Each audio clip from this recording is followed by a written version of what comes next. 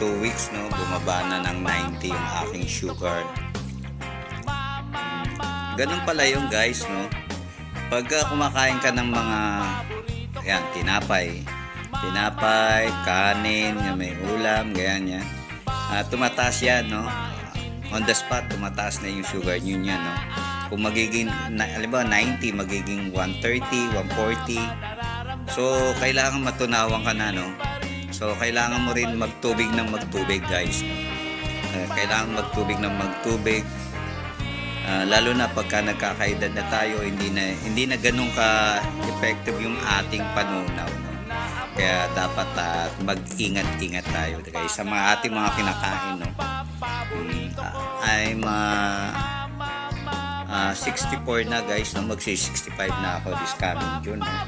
But still, no, hindi ko winawala yung aking pagiging coach trainer, no guys.